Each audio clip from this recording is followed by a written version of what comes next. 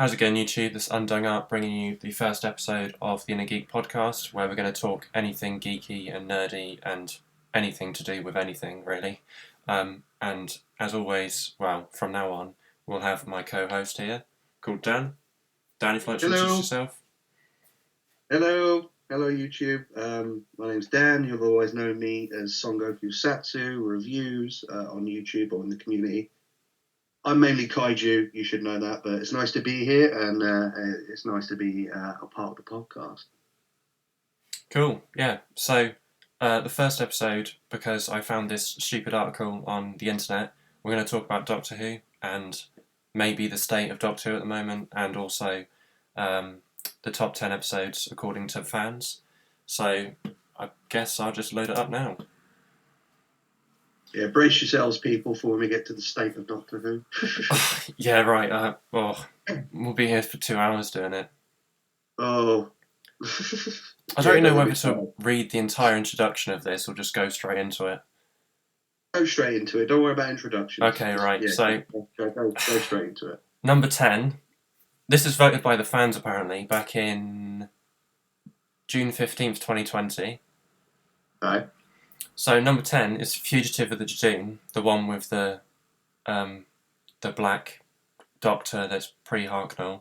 And I have so many things to say. Do you remember that, Dan? I do remember it, but I'll openly admit for everyone out there, before we move forward, I have not watched all of Jodie's run. Not for the fact that I'm not like a bigot or a misogynist or any of that nonsense. It's just that it's crap. It was a far departure from the Who I knew. I gave it a couple of episodes, but I just couldn't. I know of the stories. I know what goes on because obviously, Facebook leaks and things and, watching review channels and stuff on the episode. So I'm aware of what goes on, but yeah, I wouldn't even rank that in the top 10. Yeah, apparently... Right, so it says here, some may say it's far too early to consider any of Jodie Whittaker's run as top 10 material, but how can any Doctor Who fan not love Fugitive of the Jadoon? Quite a lot, probably, because it destroys canon. Joe Martin's character reveal was a shock I never saw coming. Okay, good for you, but it's still terrible. I don't think any of us saw it coming, to be honest. It would be, for me, it would be fine. Have you seen, the leaked images and stuff? Not leaked, but images of it. I've seen, a bit of a performance and everything and the whole buried fucking TARDIS. I think she does good... I think she does do a good Joker, Doctor.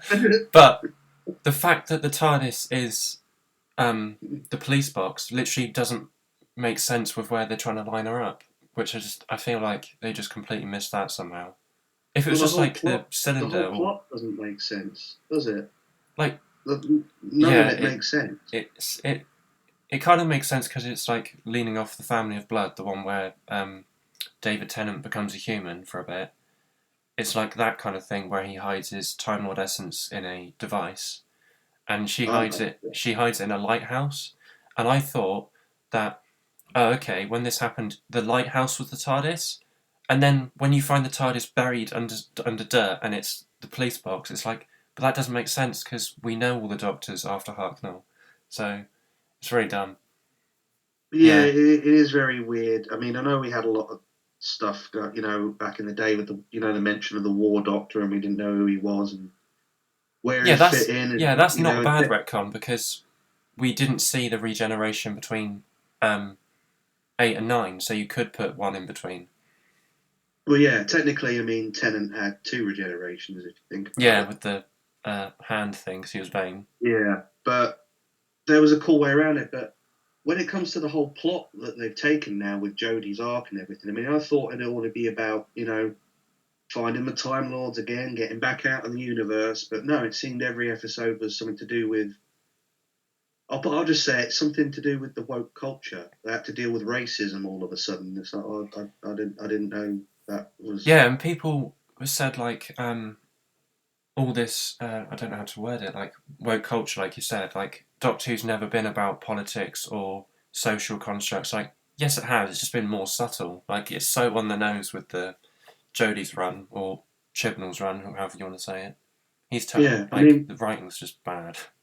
well, yeah, I mean, yeah, they have hit on notes in the past, with culture and race and stuff and that. I mean, you got the I said I forget half.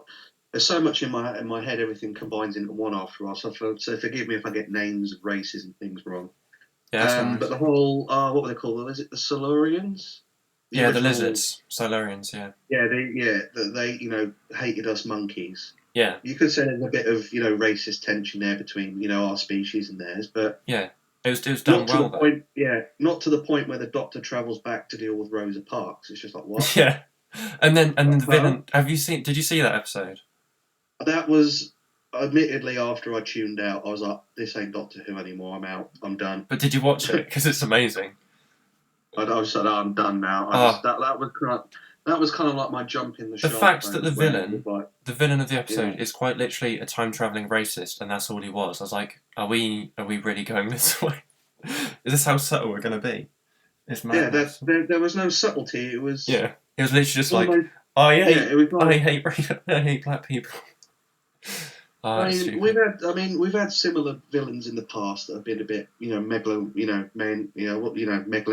and stuff like that. But Yeah, nothing like that. I mean, to me, Doctor Who was always about the adventures. Adventures in fucking time and space. Come on, yeah, not let's go in the past and deal with racism. yeah, exactly. I'm just But going to read the rest of this, what he says. yeah, go. Uh, this also teased some stories that were fundamentally after the world of the show. What? Hang on. Which also teased some stories that will fundamentally alter. I read it wrong. Alter the world of the show. Yeah, obviously, but fucked it completely. Yeah, I well, can't we wait know to. that because Oh, Joe. he We know hasn't. that because Jodie's going. So Wait, I can't remember when season 12 finished, but it says I can't wait to see what happens next. Wait, was this um, published before the finale? I think Oh, it must have been. Yeah, it was published before the fucking Time Lord Cybermen and all that shit, wasn't it? yeah, I'm gonna Google when the finale was. Yeah, like I said, I've not watched all the run, but I know, like I said, well, Oh no, no, all it the was. happened. No, it was published after the finale. So they're saying they can't wait to see what happens next because of the finale, and saying like how they're gonna deal with her being the timeless So child. The Jodie fans thought that was a better episode than the Time Lord Cybermen. Yeah, unless the finale is going to be in top 10, in which case I'm going to cry deeply. Better not be, because that was. If any was a number 10, I would have put that as a number 10. The whole Time Lord Cyberman thing, 'cause it's just so out there now with the so-called ideas that They look what so shit as well. that yeah, it's just anyway, on the Right, list, on the yeah. list. Number 9 is the Day of the Doctor. I feel like they can't use that. That's the 50th one with David Tennant and Matt Smith. I'm surprised that's number 9. I thought that'd be lower down on the list. I'm surprised they even used it, because wasn't it like an hour and 20 minutes? Can you really say that? I Because think it's longer. I've got it on Blu-ray, but I've not Oh, unpackaged do it. you? So Cool. I I really like the end up episode. watching it on TV more. Um, I wouldn't agree with the number 9 spot. I would say it's definitely worthy of the top 10, but not number 9. I'd say further down the list. Yeah, I think it'll be in my like 6 or 7. I really enjoy it. I Yeah, watch it so much. I just love the way they bounce off each other. they did very well. I mean, I'd love to see more of Smith and Tennant, but Yeah, it makes it really feel obviously like they are the same person, just different bodies. yeah, and the whole sand shoes and Yeah, I comparing love that. And some Grandad. screwdrivers and Granddad and Why are you pointing your um, screwdrivers at him? Gonna assemble a cabinet at them? yeah, and when they both put glasses on and they were like, oh. Yeah, I love that. Yeah. Oh, so good. It's like overcompensating. What do you mean? Well, regeneration's a gamble these days. Oh yeah. That's what Who should be. It's not. But yeah, they had some good moments, especially with the whole end of the episode where you got all the doctors standing and Yeah. they're looking up to Oh, their. and that's the first time you see eyebrows from Peter Capaldi. It is as well. Yeah, yeah. I Yeah, forgot he, they he did sort that. of like gets shoehorned in, doesn't he? At the Yeah, end? you just see his forehead and that's it. Yeah. It's like, well, what is it? Rassilon says, "Oh no, it's all 13." Yeah, yeah. Yeah. I really wish, like, with a future regeneration, they like cast it beforehand so you can have a whole episode before you even get to the Doctor. I think that'd be really cool. Like if, Mm. hey, what Doctor are we at? If the 14th Doctor met the 15th Doctor before his run ended, or her run ended, whoever is going to be the 14th, I think that'd be Yeah. really cool. You'd be like, oh, who's this? And then when the 15th Doctor comes around, be like, oh my god, we get to find out more about this person. I think it's such a cool idea you could do. Well, the rumor is it's going to be another woman again, isn't it? So Oh, is it? yeah. I don't mind that, Oh, as long as it's good writing. Because that's Jodie why. had a few. Jodie had a few That, moments of being the like feeling like the Doctor, but other than that, she yeah. doesn't feel like the Doctor at all. No, it's just to me she feels like a northern girl, running around cosplay going, "I'm the Doctor." Yeah, It just doesn't feel. If she had some good written episodes, it'd probably make me change my mind. But for the ones I watched, I was just like, right, they're talking about racism. She's got a sonic dildo all of oh a my sudden. god, yeah, it literally looks like one. It's so bad. It's like, okay, fine, whatever. And then, her companions are probably the most diverse fucking companions they ever get in history. And it's like, what the fuck They're is going they're on with the planks of wood BBC? as well. They're just there for How, exposition and nothing else. yeah, it's like, well, how about give us an alien companion? Oh, that'd be cool. But then I Yeah, guess they'd have to blow their you want to go. You budget want to on go effects really all the time. diverse, BBC, if you ever listen to this. You want to go down the woke route, give us a non-binary fucking alien companion. There you go. That'd be cool. That's a cool idea. Didn't think of that. It's always a Yeah. I guess it's to ground it to make the audience feel more like they're I going on the know, but adventure. the way the plot was supposed to go after Capaldi was, I know he had his, revisit to the Gallifrey and everything, but the whole idea Yeah, was they were building up the return of the Time Lords. yeah, and You then know, that went to shit. and then, yeah, it never really happened. Yeah. And it's kind of like, I don't wow. think I need to read this because it's basically what we've already said. Yeah, it's cool. It's cool. But yeah, so number 9 was the Day of the Day of the Doctor. Doctor. Yeah. Fair enough. Oh, I thought that'd be lower, but yeah. Okay, what's next? number 8, Vincent the Doctor. Yeah, I like that. So Yeah, that, but the actor, I so can't remember his name, but is so good as Vincent. I think he's been in a few movies. I think the actor Vincent. I've only seen him in Punisher, the TV show. No, he has been in a few films. I think he was in the Underworld film. Oh, I haven't seen them in years. I was a The, little kid the, when I last watched them. he was the set. Yeah, he was in the second one. I think he was as Marcus. Oh, okay. I think he played. Yeah, I think he played Marcus. But Right, so um, I was just saying about yeah, the blood. Okay, I'll just read it. The Doctor and Amy so Bond go and visit the tortured and valued artist of his time, Vincent van Gogh, or Van Gogh, however you want to say it. The episode features a great cameo from actor Bill Nye. Oh, I forgot about that. oh yeah, because Yeah, he's a curator. yeah, Isn't he's the he? art curator. Oh, that speech is amazing, and like seeing him cry in the background. Oh, you're bringing back the feels now. All right, Jack. Yeah, I got my cats chiming in here as well. Do you agree? Do you agree that was a good episode? I've got my Do dog you? downstairs so he doesn't poo everywhere. Do you agree that was a good episode? Oh, he's not talking now. Well, that's He was a typical. second ago. But yeah, the build up and everything, and when he sees his works in the future, Yeah, they and take they bring him to the future to the gallery and everything. yeah, and he says It was he's the just like greatest a artist of all huge, time, yeah. and It he's was just like like, a oh my god. huge emotional ride. Sorry Yeah, if I'm talking over you. I don't mean to. that's right. But it's like, yeah, it was one of the more emotional Who episodes I thought, and it was really well written, Yeah, really well acted, and really well done all round. It was. I I think it's remember one of the showing my best mother ones. that episode, and even she sort of like started crying, and it was like, Yeah, wow, the Who can definitely still provoke the I think it's one of the the best. war. I don't know what you call the episodes when they go and visit a historical figure. I definitely think it's one of the best ones they've done so far. Yeah, a lot better than what do you call it? The one in World War Two with the Daleks Oh, appeared in, Churchill. wasn't it? Yeah, well, they just made him so not Yeah. ambiguous at all, even though he wasn't a My great iron guy. sides. Yeah, and he just basically did like iconic lines constantly, and he didn't actually feel like a character. No, he just felt like he was playing like bad cosplay, like Jodie. Oh, it says here, in my personal opinion, if you don't get teary-eyed by the end of this one, there's something wrong with you. No, I'll agree with that. Yeah, Yeah, meow. Yeah, the categories. It fantastic. was a really well written, thought of, and scripted and acted episode. I mean, everyone had a bit of the emotional depth and everything, and it was Yeah, definitely one of the more heartfelt episodes. I would have put that further down the list, the but yeah, monster was a bit meh, but it doesn't. It wasn't about the monster. It was about the historical figure. So I think yeah, it it's was about not bad. him seeing there was more of a bigger world than he knew. But it's sad to Yeah, know he's still stuck with the same fate. But I like the fact that they changed it a little bit though. So like, did the sunflowers for Amy?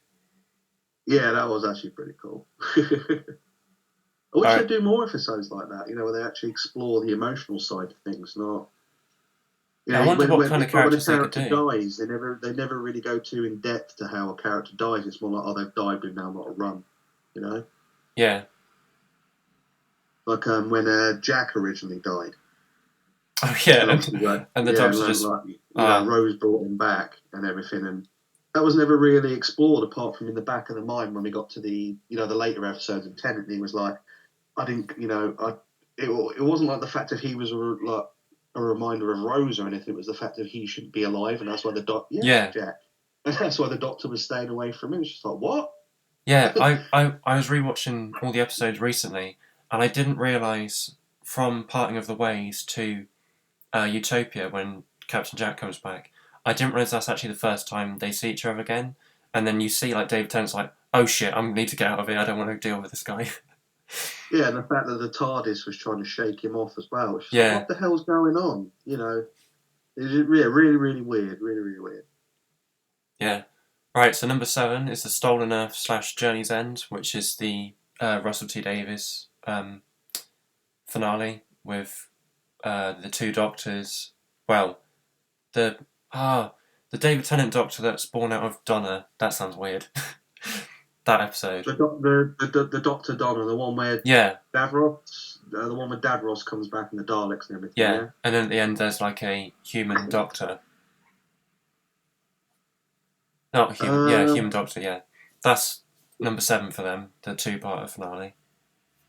okay, from what I remember that episode, it was the two in general, they were okay, but it felt more classic Who again. It was a decently done story. It was definitely more sci-fi. It was nice to see Davros come back. Yeah, he looks But the really fact cool. that I never saw him obviously because I was too little, so I never saw what he looked like beforehand. So I always thought that's what Davros meant to look like, and then I saw old episodes and I'm like, oh my god, what is this? yeah, the makeup effects in that back in the day were not brilliant, Yeah, but it was cool to see sort of like a redone Davros, but obviously yeah, it they looks really kind of good. wrecked on Davros again, didn't they? In Capaldi's run, because Oh yeah, he somehow survives. I forgot about that. the Doctor saved him, didn't he? When he was a kid this time, or something, didn't he, or something like Yeah, that? yeah, yeah. The reason, even But though in the older episodes, the Doctor's set to stop the creation of the Daleks anyway, so there's a lot of time messing around. is there? Yeah, from what I remember, the old law, the Doctor kind of inadvertently helped create the Daleks to a degree. And obviously with the Capaldi stuff, it's kind of like, well, he actually saves Davros. So really, after everything's said and done, he did help make the Daleks because he saved Davros as a child. Yeah, but But the whole like arc of that of Capaldi is like, am I a good man?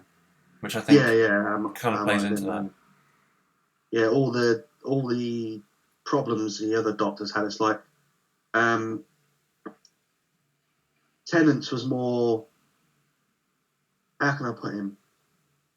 He regrets everything, but he's not got that hesitation in him where he'll click his fingers and he'll be full of rage.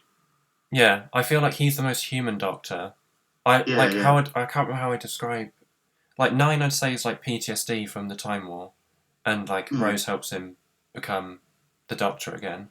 Um, 10 is like the most human Doctor, so he's like the most emotional. Then 11, he's kind of like a fairy tale, and then 12 is like is he a good man? That's how I'd like say them. Because like the I 12th. always, Sorry. I always saw. Sorry, yeah. I always saw 12 as more of a combination of 10 and 11 together, kind of like finally accepting who they are. Oh, that's a If nice that way of makes putting it. sense. I just Yeah, liked kind how do I put it? I can't remember what I was going to say. of. What was it about 12? I love the fact that Uh, he's you said a good. You said being a good about being a good man. yeah, I like the fact that he's still the Doctor where like he tries to save lives, but he isn't kind. Like there's loads of times where he lies and says like, "Oh, sorry, I can't save you, but I'm gonna try and save everyone else" and stuff like that. And he sometimes Yeah, forgets to be like considerate and say, "I'm gonna try and save your life," instead of just being like, "Here's the facts. We're dealing with ghosts right now. This is amazing. I'm loving it." And then they go, "Oh shit, no wait, people are scared." I like that about him. yeah. That's why I always saw him as kind of like 10 and 11 put together, finally accepting everything that happened. Yeah, yeah, I like that. Dealing with everything. And so what was the line in the day of the Doctor that the I always forget the name of the weapon, the one that manifests as Rose. Is it the moment? Isn't it? Yeah, at the I think the moment, name yeah. of the weapon is the moment. Yeah, Bad Wolf. Yeah, they. I think she says something about Tenant's the Doctor who forgets, and 11 is Yeah. the one who regrets. No, other way around. Oh, the other way, yeah, Yeah, regrets or because forgets. So there was something. Yeah, I said it's been about 3 years since I've seen yeah, it. that's all right. Because But you 10 know what? remembers how many You know what I children. mean? Yeah, yeah. One doesn't want to know, and the other regrets everything. Yeah, yeah, definitely. And obviously, when Capaldi comes out, he felt more like a. I'm going to put it like he accepted everything. He still had his moments where you could see the vengefulness of Tennant, but then you had the bubbly, oh, this is awesome, everything from Smith's Doctor. Yeah. And I like in his pilot episode they address why he looks like the guy from the Roman episode.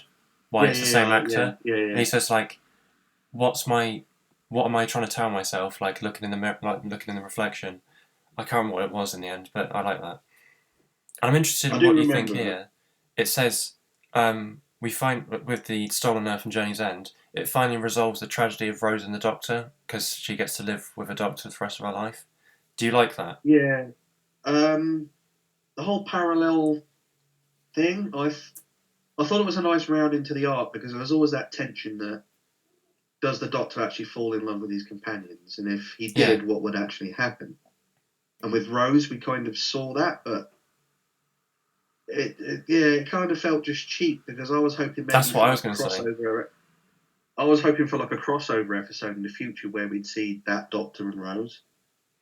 I was, I'm just not happy with the fact that like she gets to be happy, like kind of thing. I know it sounds like really mean, but like it just seems really cheap the way just like, oh shit, Rose is on her own. Okay, let's make a human Doctor so she can be happy, and the Doctor has to live with the fact that there's another Doctor doing his life.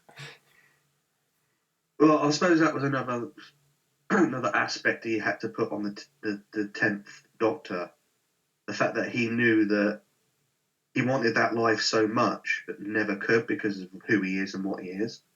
Yeah, And the fact that he had to let everything go, so the clone and everything. I thought it was a nice little how they dealt with it. I thought was good, but you could kind of see the emotion on our Doctor's face when he walks. The yeah, because closes. he's What like, was it? He used the hologram from a dying star, whatever it is, and it's a yeah, broadcast universe or whatever.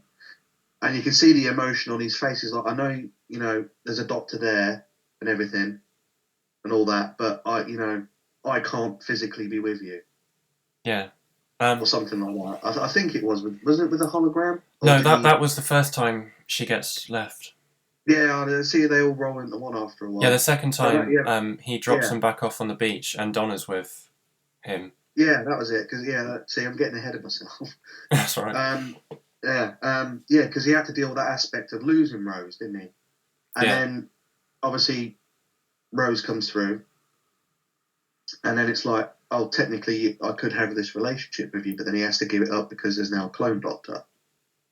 oh yeah, I didn't think of that. He might have thought, oh no, because he says that they have to go back to the parallel Earth because you're dead on our Earth. Yeah, something about time. Was it Yeah, the timeline because not he's having been it or dead for something? because she's been dead for a few years in the normal Earth, so it'd be weird if she came back. Yeah, And but that yeah, that that see, that's another thing. I suppose we could talk about the whole his personality change after in the waters of Mars, where he's like, "No, I am if the master of my own fate I now." bloody hope that's on the top 10. I'll cry if it isn't. Yeah, but he because after that he becomes more, what's the word, world weary, if that's correct. He's more. I suppose he comes across more isolated than ever because he's literally had to watch Rose go twice. Yeah, and then with what happens to Donna, he then just decides I'm going to be on my own, and then Yeah, because he's on his own, he then starts being godlike, and there's no one to tell him no. no, because he's finally fed up with everything. He's like, no, Yeah, I've had enough of the universe taking things away from me. exactly. Yeah, I am the master of my own fate now. I am a goddamn time lord. I will do what I want. yeah, and then he goes too far, and he's like, oh shit, I've gone too far. Yeah, but yet again, it took an emotional story to drag him back down to realize who he is really. He's the healer. Yeah, Yeah, he is the doctor, not yeah, all this new not all this new nonsense where he's the timeless child now, or should I say she's the timeless child, but the Doctor we know, the one we grew up with and watched and loved, yeah. The that one when Doctor. the Master comes back in the Time Lords, when he says like, when Wilf is the one that kills him because he knocks 3 times, and Oh yeah, I love the line, like I love his little like tantrum he has, and then afterwards he goes like, "It's my honor to die for you," kind of thing. I think that's he comes back to the Doctor at that point. that's what. Yeah, the yeah. See, I can remember it so viscerally in my head. It's not fair, and he's like Yeah, pounding his chest. And and it's he's like not spitting everywhere. fair. It's like, wow, David, you're Yeah, really going for it.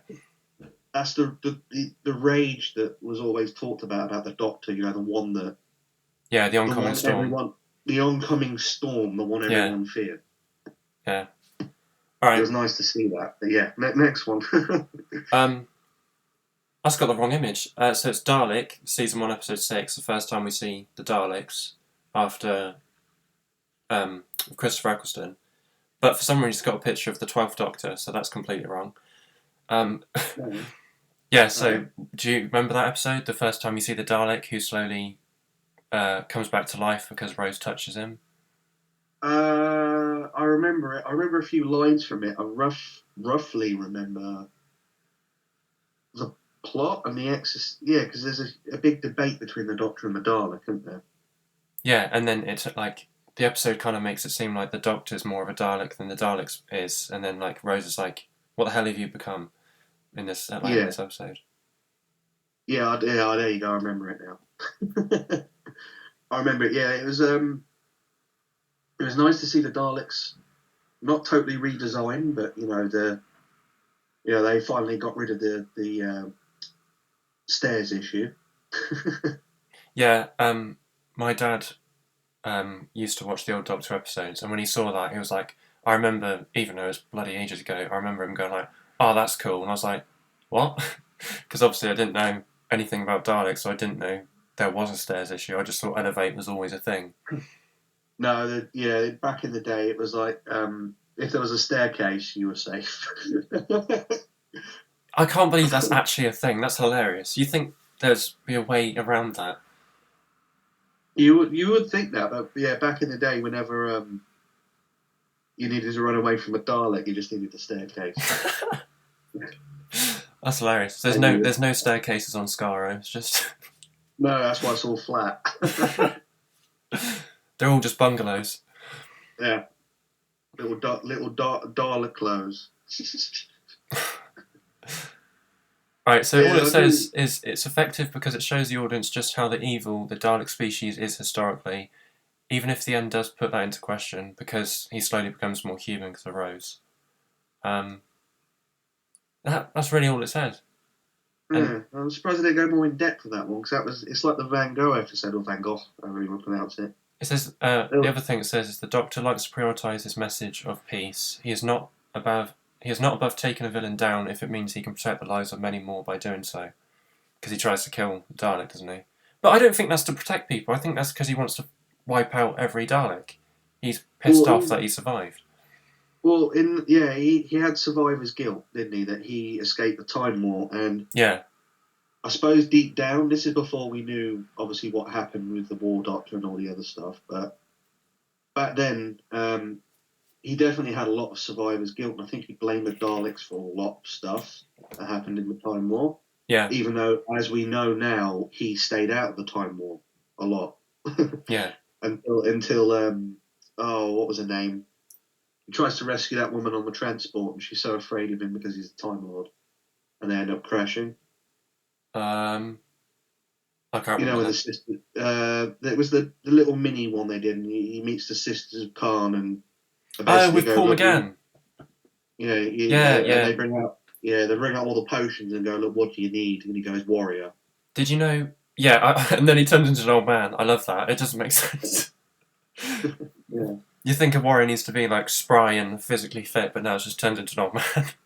Well, the CG bit they did on the face to de-age John Hurt did look all right, but Yeah. he still had the hairstyle of what do you call him? Well, no, he had shorter hair, but he kind of reminded me of was it the Eighth Doctor? Yeah, Paul McGann. Yeah. Yeah. In the original, I don't know if you watched the movie. He kind of like had curly hair. No, I haven't watched the movie. I do mean to, but I can't movie, find it. He had curly hair, and he kind of had that curly hairstyle. But it was cool to see that they tried to de-age him. You know, and he says "Doctor No More" because he's now the warrior. Yeah. But yeah, I think mainly it's survivor's guilt. Did you know about originally that short they were going to do? Pardon me. They were going to turn it into, I think it was 8 full-length episodes. They were going to do like exclusive to build up, show more of the 8th, and then show a full episode of like that bit at the end is supposed to be like it's a chunk of a full episode, and then I can't remember what happened, but they had to cancel all of it and just do that one bit. I would have preferred that. Actually, I would have liked to see more of McGann apart from the movie. Yeah, I would like to see McGann a lot because the bit I've seen of him, I think he's really good. In the movie, there is a bit of a problem with that. Because I believe in the movie he does state he's now part human or something when the regeneration happens. Oh yeah, he says. Oh yeah, I've seen that clip. He says like he's human on his mother's side or something. It's like, what? Yeah, something like that. Yeah, and obviously now they've changed the law and everything again, and the backstory of how the Doctor is now. It's kind of like what? There's no Yeah. There's So no again, continuity back then, but not to the point where the Doctor's now the timeless child. Yeah. Infinite regenerations and all this nonsense, and I love with that short episode, like, it's such like a small moment, but like the way Paul McGann says, "Physician, heal thyself" before he drinks the potion, I just think it's so cool. There was I'd love to see him. Excuse me. A lot of even though it was short, you could see all the emotion and everything he had. Yeah, like in that role, he would have been a very good Doctor. He takes the potion. He's like, he names off all of his companions and goes, "I salute you." Yeah. It's just like, I want more of this Doctor. I want to see more. I want to know more about what he's been through. And that's when you know there's a good Doctor if you want to see more of him. Yeah, even if it was 15 minutes long. Yeah. It wasn't that long. I wanted to see. I mean, I know the BBC have done the audio books now. Oh my god, I can't get into the audiobooks, mainly because most of them are people impersonating them, and it doesn't sound right. Like the one he does Capaldi just sounds like a Scottish dude. It doesn't sound like Capaldi. They have got McGann back to do a few adventures as the Eight. Oh, have they? Okay. But I've not listened to them yet. I'm mainly more Alien audiobooks. I don't know if you've listened to any of the Alien stuff. No, at the moment I'm listening at work. I'm listening to the Lord of the Rings ones, narrated by Andy Serkis. Really good. I want to get the ones. I want to get the one that was done narrated by Christopher Lee. Oh, is there one? Yeah, there is one done. I think it's the Silmarillion. I think he did. Oh yeah, I've seen that. I didn't see who it was narrated by, but that's on my listen later list. I don't know what you call it. Favorite list. Yeah. Oh, you like playlist? Yeah. Okay, so is that what you want to say about Dalek? I could probably. Well, is there anything you want to say more on it? No, I just like the fact that the Doctor was more of a villain than the Dalek was in it. Like towards the end, he was just like, "I want to wipe you out no matter what," even though the Dalek just wants to die. Yeah, because the Dalek was like, you would make a good Dalek. Yeah, and then he goes, "Oh fuck, I've gone too far." Yeah, yeah. At that point, the Doctor knew he fucked up. Yeah, exactly. Yeah. All right, so Yeah, number 5. I think that's Oh, pretty much yeah. it on that, isn't it? Yeah. All I right, think cool. that's pretty much it. All right, so number 5 is Listen, season 8, episode 4. What is this? Oh, Oh, it's well, yeah. Peter Capaldi and Clara when they go back in time to find out why there's a fear of like something looking at you or in the dark or something, or like in the corner of your eye. Uh, doesn't actually ring a bell, funnily enough. Um, so basically, the Doctor's premise, like he starts having speeches to like the audience at the start of the episodes. He says like, why does everyone in the world feel like they're being watched or something, and like why do you feel like there's something under your bed all the time? And then they explore that, and then they go to like the end of the universe, and it's just one guy on his own, and the Doctor wants to find out what's outside because there's literally nothing else in the universe except this guy, and then there's weird knocking on the door outside. I think I remember it, but it's been that long since I've watched Capaldi as the Doctor. Only certain episodes really sort of like stick in my head, if Yeah, that that's fair makes sense. enough. I think it's on this list because it's like one of the only horror episodes that's Doctor's done, like good horror, because it is very creepy, like the visual of something grabbing your hand, but then they ruin it because they go there. The TARDIS accidentally travels to Gallifrey, um, and then Clara hides under the Doctor's bed, and then he stands up because he hears a noise, and then she Mm. grabs his hand, and then she instills the fear of something under his bed, Ah. and then that's why he also has that fear, just like the rest of the universe. But I don't know whether that's supposed to be like a that's why he has it, or there actually is something in the universe that no one can see. It kind of rings bells, but I think I'm thinking of a different episode to do with the sleep in your eye. Oh yeah, the bloody sleep dust monsters. Yeah. Yeah, I that's thought weird. I thought it might have been that, but no, I'm thinking there's something else. But no, that doesn't really ring a bell, unfortunately. So I can't really That's fair comment too much enough. on that one. I don't think it was that good, to be honest. I like the premise of it, but not the execution. So I don't think I'd put it in my top 10 at all. No, I did. For me, like I said, I've watched Capaldi. That doesn't even sit in my memory. So yeah, if I don't even have a recollection of it, yeah, that wouldn't even be in the top 10. Yeah, fair enough. Alright, so number 4 is the 11th Hour, which I'm so happy to see this is on the top 10, because this is my Oh top yeah, 5. Um, Obviously, Matt Smith's debut. Just yeah. love everything about it, really. I could gush on it for hours. What was it? Naughty. Oh, what was the line? Was it naughty beans, blur, or whatever? Wasn't it? Yeah, and then he's like, what was the other thing that he throws out? Oh, I can't remember. I think he says like, is it bacon or something? And then he like throws it out of the house and is like, don't come Yeah. back. Bacon, beans on toast. Get out Yeah, that's it. Yeah, yeah, and stay out.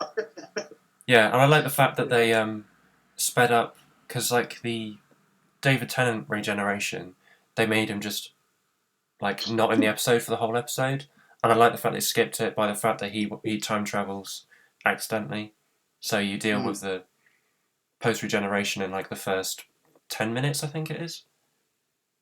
But yeah, it was a good setup. From what I remember, the whole Amy as a child, wasn't it? Yeah, What was our childhood name for him? Raggedy Man. Raggedy Man. Yeah, I said Yeah, Raggedy Man. And obviously, when he jumps forward, and she's got this belief that there was a man who appeared out of nowhere when she was younger. I remember when they first meet, 'cause she's wearing like what was it, a kissogram outfit as a yeah. police She's a police woman or officer. something. Yeah, And she's like, "Oh, it's you." And he's got no idea. He's just clueless, isn't he? He's yeah. got no And idea then who and it then is. he like licks the shed and goes, "I'm 10 years late." And then she goes, "Why did Yeah, you say? Why did you say 2 months or something?" She goes, "Well, why did you say 10 minutes or something?" He's like, "Oh fuck." yeah. Yeah, The villain for the episode was an interesting one as well, wasn't it? yeah. In the corner of your eye, I like that. That was a very interesting one. But I think for that episode, for me, setting it up the way they did it here was pretty cool. They didn't linger, like you said, on the whole regeneration, did they? Yeah, It was done. We know who he is now. Moving on, he's getting used to his, yeah. still not gingerness. Oh, I love that bit where he's like, I'm still not ginger. He's like, I'm a girl. Yeah, Like, no, no, no. But the end of it, from what I remember the episode, he has his little speech, doesn't he? And he's like, basically, run. And that's when yeah, we knew that he's the Doctor. He knows he's the Doctor now. yeah. He says like, look back at all the times that they've been defeated. And he goes, oh, because there's been so many. And then it starts showing like a montage of all the monsters and the Doctors. And then he walks through the hologram and goes, hello, I'm the Doctor. Basically, run. And they do. Yeah, yeah, that's really It cool. was a cool intro to. I'll probably say a Doctor that is up there with Tennant's, I think. And I really love the bit where he foils Prisoner Zero by like all the clocks going to zero, and then he goes like, and he says like, "I've got you with like 2 minutes to spare." Who the man? And then it's like, "Oh, that's really cringe, but so good. It's so Doctor." He's like, "I'm never saying that again." You're making me remember that now because I can see he throws his arms up. Yeah, yeah. It's like, "Who the man?" It's like, "I'm never saying that again." Yeah. Oh, yeah. No, I think that's probably one more spot down on the list. I would say. Yeah, Definitely up there, but yeah, I'd agree. It's definitely in the top 10. yeah. I do He's like that. it's top 5 for me. And I think the best part for it is like the bit with the apple where it's like still got the smiley face on it. Yeah. And I think that's kind of like a meta thing to show like the audience who's not on board with him yet that this is the Doctor still, and like trying to get that magicalness back. It's such a good speech. Like, just give me. Oh, how long did he have? It's like, just give me. Is it like an hour to prove himself or something? Something like, I think it was an hour. Oh yeah, of course, because the 11th hour. So he says, just Yeah. give me an hour to prove myself, and then you can stop believing in me if I don't do it. Yeah, definitely one of the cooler, I think, reintroductions that we got to the Doctor. Apart from, I think the episode was titled Rose. What the debut of the revival era? Yeah, Yeah, yeah. that was a good one as well. Where he That says was a like good I can reintroduction, feel. especially after watching, the older Doctor for so long. And I suppose a lot of people say it's campy and everything else, but Yeah, it was it is, but it kind of works. Like especially at that time of like that time, I should say. Like it wouldn't work campy now. I don't think. Well, I don't know. You got the whole Sonic dildo issue. That's quite Yeah, campy. but that's just weird, not campy. All right, so number 3. Oh, you'll be happy with this: the Impossible Planet / the Satan Pit. Hey, yes, I am over the moon, and I'll probably put that at number 2. What are your thoughts on that, from what you remember of it? I love the design of Satan. People like I remember watching some videos on it, and they say like they think it's just overdone the fact that the Doctor literally visits Satan. But I love that. I think like at some point you would come across like religious aspects of the world or the universe, I should say. Oh, yeah, I could probably talk about this episode, like the two partners, for like hours, but I won't. Just looking at a picture of Satan right now, it makes me want to make a figure of him, but it'd be bloody massive. It probably would be. I mean, I don't think that. I know in the toy line they did the Rachnos Empress. Yeah, I She was she used was her to quite make a big. Darth Maul. Oh yeah, did you end up with my one? Huh? So I sold my one off. Was it you who ended up with it? Wait, you made a Spider Maul? No, the Empress figure. Oh, I don't know. Was it on eBay? Because bought one off eBay. No, it was in the group. I did it as like a Oh giveaway. no. It was Not just not off not eBay. not the group we're in now, obviously, Yeah. but the older one when I used to be in that one. Yeah, it was quite a big figure, but Yeah, it was. about the episode. Yeah, about the episode. The setup I thought was really good. It was almost just like any other adventure, wouldn't it? They appeared on a base, didn't know what was going on. Yeah. And And then then they discovered the language that the TARDIS couldn't translate, and it was like, ooh, yeah, he's like, oh, this is fascinating. Then it's like, oh, maybe we should leave as a black hole. yeah, and then it got into the whole thing with the Ood, Yeah, you know, and I love the fact that um, the TARDIS like gets sucked into the black hole. So he's like, oh shit, I'm stranded. And then like Rose and him just kind of have a conversation about this is the rest of our lives now, being on this and they're ship. gonna get a house and live together and kids and all this Yeah, stuff, and they kind of like just sheepishly like grin at each other, and then the realization hits them, oh, yeah, we do have feelings for each other. yeah, But yeah, in your comments on religious aspects, it was, I think, handled really well for the fact of, in the Who verse, obviously there had to have been something that created the whole aspect of evil, and yeah, the battle between good and evil. And the fact that they actually went that far back that eventually, if you're out in the universe long enough, you will meet the original evil was yeah, cool, and it actually looked like Satan, yeah, which was even cooler. But the fact that it was intelligent, yeah. you And know, I love the fact that like he's just like roaring at the doctor and he goes, oh shit, your voice is in someone else or like somewhere yeah, else. your personality and drive and passion and intelligence is somewhere else. Yeah, and it's in And that I can't remember the it guy's name. kind of, yeah, it kind of reminded me almost to a degree of, how can I put it? Almost like the Master to a degree. I How? don't know, In what way? his intelligence. Oh, okay, yeah. I thought you meant like the whole different body. I was like, what? No. Like, it. I mean, if that being come from some race or something and whatever else, and there was a giant war and heaven and hell and all this stuff. Oh yeah, because he's chained up. So who the hell chained him up?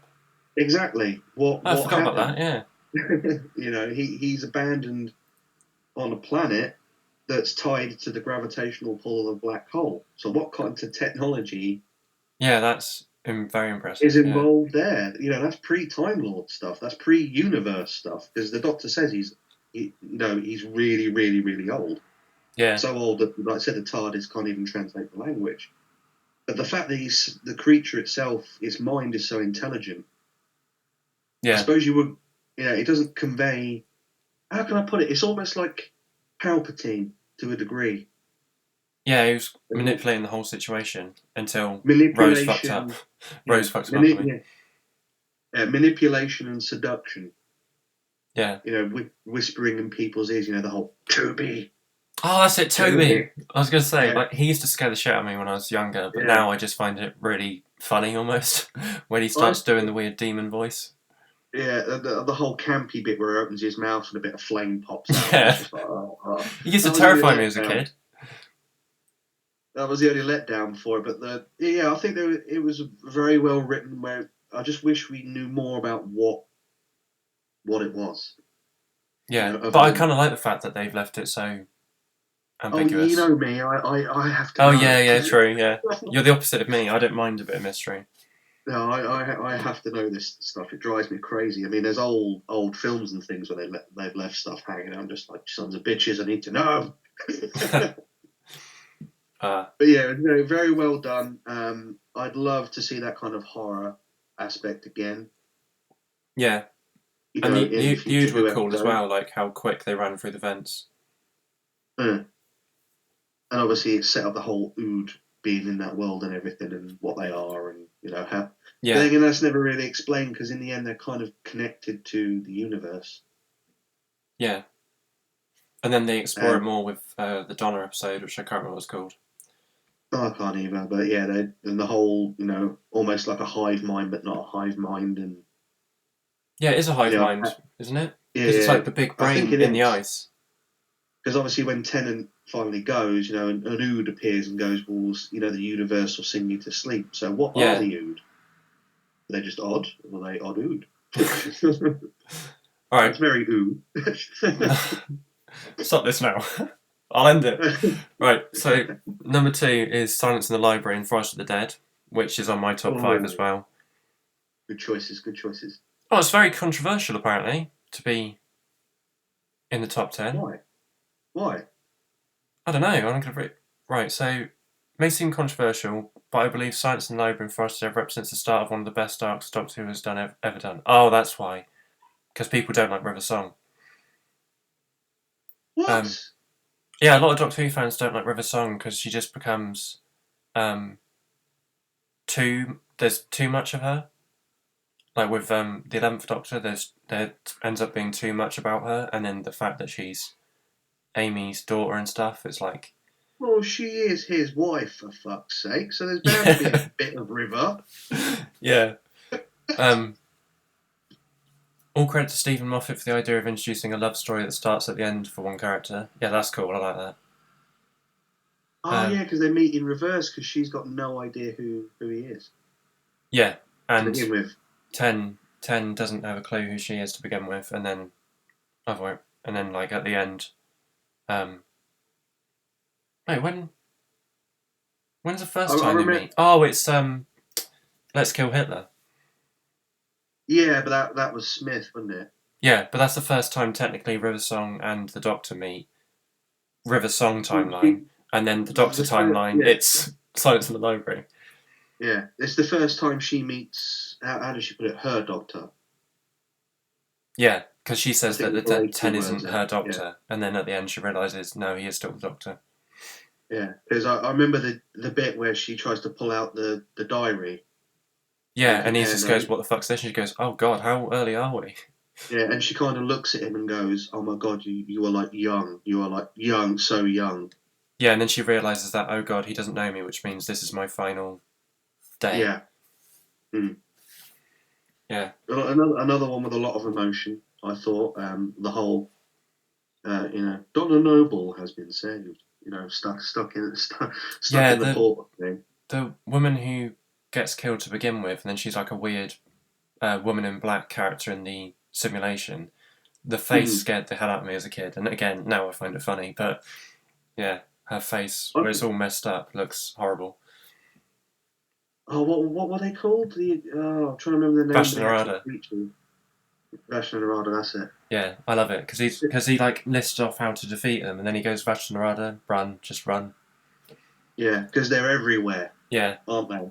Every planet, but they only feed on scraps or if things are alone. Like how is it they explain it? Oh, like if a person goes missing. Yeah, or roadkill. Or roadkill, or a pet vanishes, or something like that. Yeah, that was a neat little touch. The fact of they're everywhere, and you see them in sunbeams. Yeah, Stephen Moffat likes. I noticed with his writing, he likes trying to make real world Doctor Who explanations for real world things, like people go missing and stuff. They had some of that in Torchwood, but I think that was more of the lore carried on, the whole Tooth Fairy thing. Oh yeah, that was weird. And then he just accepts that the girl has to go with them, or there's going to be hell to pay. It's like they explored that more in Torchwood. But that's a separate thing. I love Torchwood as well. In Torchwood, I think the first season finale, you see the son of the beast. Pit. And if you rewatched that recently, the CGI does not hold up. It looks terrible. Oh, it doesn't. I don't know. I've got the box set. Yeah. And I do rewatch that occasionally. Just because I thought Torchwood was an interesting experience. I thought it was more of an experiment for something a bit more adult. Yeah, I think season 2 they made it better. I think season 1 they tried to go too edgy, and then season 2 they realised, oh, we can tone it back a bit, but still make it dark. But I didn't mind the edginess. It was cool. I thought it was a cool little... I think most people thought it was too edgy, like they were just forcing it kind of thing. Nah, maybe, but yeah, off topic. yeah, of course, yeah, always. Yeah, and it says the story only got better the longer it went, and is certainly worth a rewatch after Peter Capaldi's run. Yeah, I would love if they made like a box set of the River Song's timeline, so you could watch her timeline without having to manually go through each episode, trying to work out which one's which. No, that would actually be cool. It's like I don't know what they call it, but like the you'd see like the whole relationship of her meeting him and from her side instead of the Doctor's side. And the ending would be obviously Tennant in the library. Yeah, I'll pay for that. BBC, get your asses in gear. Yeah. I can't help Yeah, but no. I can't help but think that adding additional episodes beyond her last appearance as the character would soil the arc created. Oh because the last time you see her Doctor Who wise is the Singing Towers, isn't it? So adding more would just be too much. You do, but doesn't she appear on Trends Law? That's before. That's before 12. I was thinking like the like Oh yeah, canonically, yeah, continuation. she's a data stream because she's in the library, isn't she?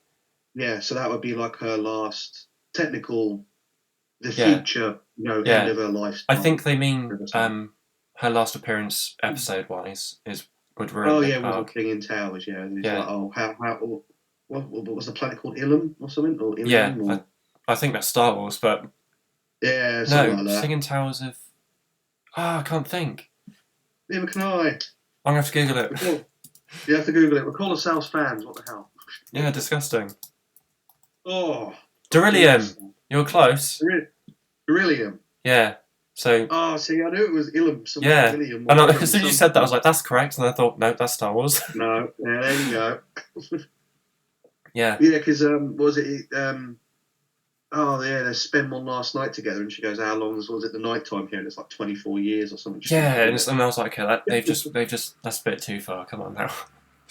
But it's definitely Doctor though, isn't it? Yeah, it's definitely Doctor Who. Like he's found a way to have one last night, but a long fucking time. Yeah, that's like 24 years. So that when they said that, I was like, "That's the Doctor."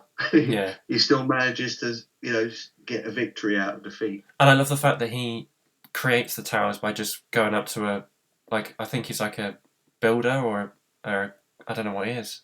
He with the crash ship where he goes up to the random guy and just gives him the diamond and goes, "Can you make a hotel, please?" Like looking at the towers. Oh yeah. And then he comes back, and then he goes like, "Oh, can I have a reservation?" And it's like, "Oh, sorry, we don't have one for 5 years." He's like, "No worries," and just goes back on the TARDIS and comes back 5 years later. Yeah. I love See, small things like that. that's him using his head. But that's also keeping Yeah, the continuity. Because like when he hands her the screwdriver, yeah, yeah, and obviously we know what it is, but she's got no yeah. idea. She just And then thinks like, "Oh, thanks, got a screwdriver now." yeah, and she talks about future archaeological trips and stuff, and we're just all like, no, Yeah, awkward. go to the library, you silly woman. But yeah, it's the writing from that time period that makes you feel emotional about it. The new stuff is just. I also found out the other day that Doctor Who fans called Stephen Moffat the Grand Moff. I think that's funny Grandma. because yeah, I think Well, to a degree, he is, isn't he? He helped the rejuvenation. yeah, I think I prefer him more than Russell T Davies, but I do like Russell T Davies as well, and I can't wait for him to. Okay, we're not getting into that, but I can't wait for him to come back. They work well together as a team, I think, and they Yeah, definitely brought us a lot of memorable episodes. I mean, a few, admittedly, there's a few from the Capaldi run I don't think were written by him, but they were good ones. I'm just trying to remember. You got like the crab head monster stuff. I don't know if that was Russell T Davies or not. Capaldi, Crabhead, or Yeah, David Tennant, yeah because Gridlock is the one with the no, crabs. Capaldi. He had it was almost like the thing. They went to the Arctic. Oh, And the we've got spiders! Oh no, yeah, no, hate them. Yeah, it's like weird. Oh no, like weird, like face hugger blue yeah. But spider they sort of crab like, things. but they sort of Yeah, like, yeah, they covered your head and fed on your brain. yeah, and they make you go into a dream state, and that's why Santa's there for no reason. Oh no, because it's Yeah, Christmas. It's the Christmas episode. yeah. But I thought that was a cool one. See, that was Yeah, a horror one, but done in a very that tactful reminds way. me of the Capaldi one with Kill the Moon, where there's the bacteria on the moon. I was like, oh, these look Mm. like spiders. I hate it, and I was just trying to. I can't watch spiders in motion. They terrify me. I just thought with that episode, I thought that was kind of a cop out, to be honest, because it's like, oh, why is there bacteria on the moon? Oh, because the moon's an egg. Yeah, What? I just thought this was gonna be aliens, and then when they're like, "No, it's a giant egg," I'm like, "What the fuck?" And then it hatches and then leaves a normal sized moon again. It's like, but the creature isn't the Yeah, size of the moon, so how the hell has that happened? yeah, and it's like, what was their explanation? Oh, when the creature hatches, it immediately leaves another egg. Yeah. So then the moon's the moon again for a long time. It's like, oh Yeah. my god, really? It was interesting. It was just like it was another jump the shark moment for me. It was just like, what the fuck is going on here? Yeah, it just pushed it a bit too far. Almost like what was that blooming episode that was a bit weird? Bloody dinosaurs on a spaceship. Oh yeah, I love the Doctor's excitement, but I don't like the episode where he's just like, it's dinosaurs on a spaceship. Yeah. I know he's like so happy. He's like, it's Yeah. dinosaurs. But yeah, just another episode that was just kind of like, huh? Yeah, definitely. They don't make sense, but yeah. All right, so number one, which you'll probably agree with as well. Well, not with number one, but being in top 10, is Blink. The first time we see the Weeping Angels. Oh, that no, I don't agree with that being number one. Really? No, it's in my top 5, 100%, but I don't know about it's top 1. It is in my top 5, but Yeah. I wouldn't consider that number one. Yeah. Any reason why? Even though it was intriguing, we saw a new creature, so to speak. The tension was there, you know, the whole finding a video and seeing the Doctor talking about stuff that, you know, and it's out of sync. You know, written a transcript down and everything, and yeah, they find out there's a reason, and you know, and all that, and you must not blink because these things will get you. Yeah, it was cool. A lot of cool stuff in it. The fact that they kill you by sending you back in time and they live off the energy. Yeah, they feed off the not paradox. Don't know what the word is. Yeah. The life you spend in the past. Yeah, no, yeah, it's they feed off the life you would have had. That's what they say, isn't it? Yeah. So what was it? He said it. What was it? The Doctor said it's something like they kill you almost by kindness because you can still live a life. Yeah, they make you live to death or something like that. That's what he says. Yeah. So you can still have kids and everything else in the past, but like Sally's friend does. She gets married and has kids. Yeah, you just can't live in the time you were from. Yeah. So really, it's kind. I'd understand more if they, I don't know, maybe killed you and turned you into one. Oh, that'd be a good idea. Oh, that's an interesting idea. Or they just turned you to stone or something, but not. Oh, we're going to get you, but we'll send you back in time. You can still live for the next 60, 70 years. You're fine. Yeah, I kind of like that aspect though, because it's kind of just like the way Amy and Rory go. Like the Doctor can never go back to it. Go back to them, I should say. Well, technically, you could. I thought you said he can't because it would destroy. Like either the TARDIS wouldn't let him go back, or the universe would. I can't remember what the reasoning is, but they say like they can never see each other again. I remember something like that, but a time lock or something like that.